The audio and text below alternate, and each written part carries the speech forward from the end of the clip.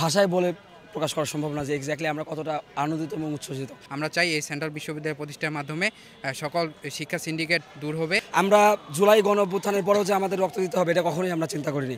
সত্যি কথা বলতে গত 4 মাসের জার্নির অবশেষে সমাপ্তি হচ্ছে। দিন শেষে আমাদের প্রাপ্তির জায়গাটুকু এটা আসলে ভাষায় বলে প্রকাশ করা সম্ভব না যে এক্স্যাক্টলি আমরা কতটা আনন্দিত এবং উচ্ছ্বসিত।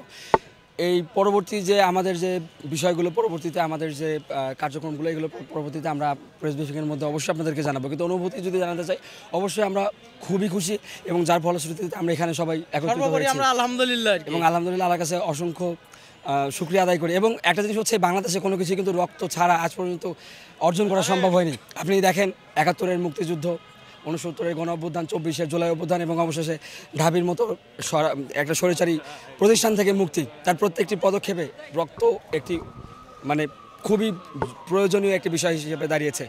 আমরা জুলাই গণঅভ্যুত্থানের পরেও যে আমাদের রক্ত দিতে হবে এটা কখনোই আমরা চিন্তা করিনি। আমরা সবসময় ঢাকা বিশ্ববিদ্যালয় বলেন, প্রত্যেকটি প্রতিষ্ঠান বলেন, প্রত্যেকেই আমরা আমাদের ভাই বলে জেনে এসেছি। কিন্তু ঢাকা বিশ্ববিদ্যালয়ের মতো একটি সবচেয়ে স্বনামধন্য প্রতিষ্ঠান এবং ঐতিহ্যবাহী প্রতিষ্ঠান, যেটি বাংলাদেশের সবচেয়ে মেধাবী এবং সবচেয়ে সুশীল ব্যক্তিদের তৈরি করে, সেখান থেকে আমরা যে এতটা লাঞ্ছনা বঞ্চনার শিকার হয়েছি, তার প্রত্যেকটি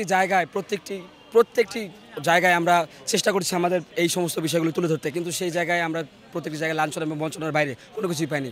অবশেষে কালকে রাতের যুদ্ধের মাধ্যমে আমরা অর্জন করেছি আমাদের নতুন একটি বিশ্ববিদ্যালয়। আশা করছি এই নতুন বিশ্ববিদ্যালয়ে আমাদেরকে ভালো কিছু আমরা অর্জন করবো এবং আমরা আমাদের যে দাবি সেন্ট্রাল বিশ্ববিদ্যালয়, আমরা চাই এই সেন্ট্রাল বিশ্ববিদ্যালয় প্রতিষ্ঠার মাধ্যমে সকল শিক্ষা সিন্ডিকেট দূর হবে এবং এই 7 কলেজ একটি সুন্দর এবং সুস্থ শিক্ষা কার্যক্রম পরিচালনা করবে বলে আশা করি। ঢাকা ইউনিভার্সিটি থেকে আমাদের 7 কলেজ বাতিল হয়েছে, এটা অত্যন্ত সুখকর একটা বিষয়। আর এই বিষয়টা থেকে আমরা 7 কলেজের সকল শিক্ষার্থী যে শিক্ষা সিন্ডিকেট থেকে আমরা মুক্তি পেলাম। এখন আমাদের পরবর্তী হবে যে একটা স্বতন্ত্র বিশ্ববিদ্যালয় হবে। এই স্বতন্ত্র বিশ্ববিদ্যালয়ের মাধ্যমে ছেলেদের শিক্ষার মানটা বাড়াবে। কিন্তু আমাদের পরবর্তীতে যারা আসছে তারা অবশ্যই একটি সুন্দর পরিবেশ, একটি সুশৃঙ্খল পরিবেশ এবং শিক্ষার জন্য উন্মুক্ত একটি স্থান, যেটা আসলে এই বাংলাদেশকে পৃথিবীর মধ্যে রিপ্রেজেন্ট করার জন্য খুবই খুবই প্রয়োজনীয়। এখান থেকেও যে বিশ্বমানের শিক্ষার্থী তৈরি হওয়া সম্ভব, তার একটি সবচেয়ে সুন্দর এবং শুভ সূচনা হতে যাচ্ছে আর কিছুক্ষণের মধ্যেই।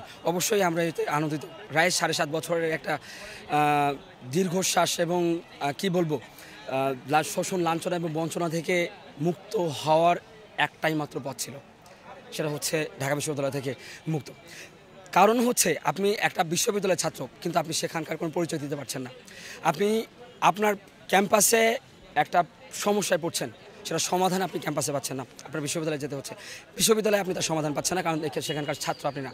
এর থেকে বড় লজ্জার, লাঞ্ছনার এবং বঞ্চনার অন্য কিছু হয় না।